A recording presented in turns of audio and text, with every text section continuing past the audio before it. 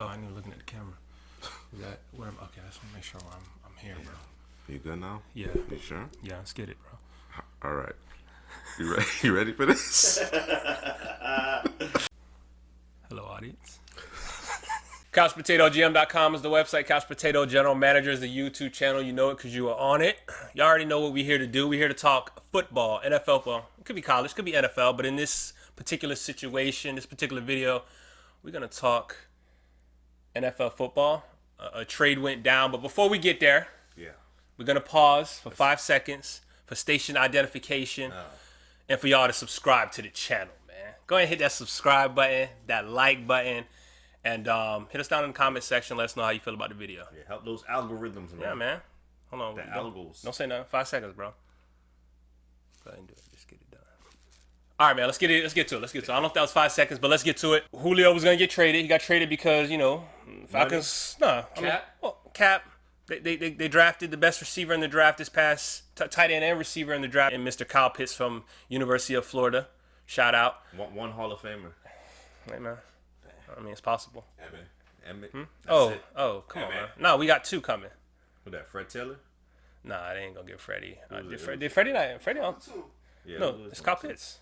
You know what I'm saying? At this point, when you talk about the cap number for Julio and just doing the math, simply we can let him go. And when you think about I'm not gonna go there. I was gonna go into the talent level of Pitts and Julio, but we don't quite know what Pitts is gonna be. Although I know what he'll be. It made Julio expendable, in my opinion. Yeah, Julio, man, 10 years in the NFL. He's been, if not the best, one of the top two best receivers over maybe the last 8 years. When he's on the field, the Falcons are a much better football team. Just take a lot of pressure off of everyone. So it's going to be a little adjustment period for Matt Ryan. Calvin Ridley's coming into his own lately. He's going to be the number one receiver. But drafting Kyle Pitts gave them the extra ammunition, the extra push to say, you know what? We can't really afford you right now, Julio. If it's going to be either Matt Ryan or you're going to have to go. We're going to keep the quarterback, and we're going to try to build around, the defense. They got some draft picks for the Tennessee Titans, and next year's draft, man, we got to go defense. Julio Jones, big loss, but 32-year-old wide receiver. He hasn't been 100% healthy. I remember last time Julio's been healthy. Yeah. He has that Julio limp, So while he's playing at probably 80% every game, and he'll miss a couple games in the season. So that's what it is, man. He rack up the yards, the catches, but touchdown, getting in the end zone. He was, Calvin Ridley scored more touchdowns than him since he's been a Falcon. So. And he's not a red zone threat. Terrible. Yeah, it's bad. Yeah, it's bad. Oh, I don't know if I don't think he got the looks he should have gotten in the red zone just in general with the Falcons. But yeah, like you said, man, Calvin Ridley on the team. He was a one coming in. He's gonna be a one now. It'll be interesting to see how the Falcons and what the Falcons look like. Yeah, how are we going to use Kyle Pitts? Are we going to keep Hayden Hurst on the field at the same time? Right. Run two tight ends? Are we going to split out Pitts as another wide receiver? Because after Ridley and Pitts, you get to the Russell Gages of the world and some other younger receivers. So, we're going to see. We're going to see. I know the Falcons want to run the football more this season. Right. They got Mike Davis, so maybe that take a little more pressure off that passing game. Yeah, and that O-line. Let's look at the other end of it with the Tennessee Titans.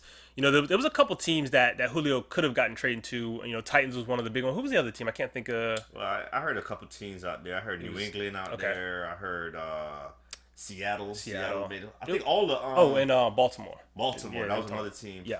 That was inquiring about Julio. So it had a lot of different options. A lot of teams could use a Julio Jones, but the Titans definitely needed it. They lost Corey Davis last season. They didn't draft another receiver opposite A.J. Brown. So you got A.J. Brown, Julio, Derrick Henry on the football field at the same time. Everybody's a bully out there, bro. Anybody could go 90 yards any given play. So Tannehill got a lot of weapons around him. And I don't know if the offense is going to change. Obviously, Arthur Smith left the Titans to go over to the Falcons. If it's that same offense, it's that, play action, take your shots when you can, but we're going to run the football, we're going to run it down your throat, and again, get back to the play action, taking our shots, maybe a little bit of misdirection and whatnot. And it forces teams to want to come play in the box with bringing down the safety or safeties in some situations. Now, can you do that? It's dangerous. You're in a lose-lose, man. We're going to stack the box and start Derrick Henry. We got A.J. Brown, Julio on the outside. Right. Or we're going to send some coverage there and leave a light box for Derrick Henry. Yeah. If I was a defense, I'd probably take my chances with Derrick Henry. Nah, Can't do it. not him. I'll take my chances with AJ Brown and Julio. I don't know because with Derrick Henry, it's like it's slow and steady, bro. Yeah, that's got to get that penetration in the backfield, slow him down. Like he's a train on the track. So no, I get that.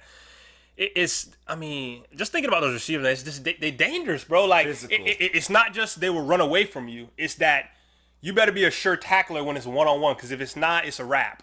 Because if you miss. Yeah, I thought AJ Brown was baby Julio. You know, just after the catch dominance. So to have two Julios on your team with a Derrick Henry, which is Julio Jones playing running back. Yeah. Is it fantasy alert for Ryan Tannehill? Yeah, it's a guy you got to target. Okay.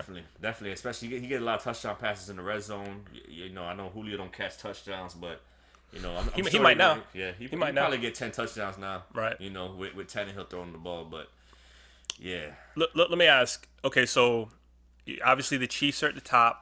Oh, that was another team I thought was going to go. Nah. They got Julio? They need to chill. They need to chill. Because then to me there's some shenanigans going on if they would have got him. But you got the Chiefs at the top.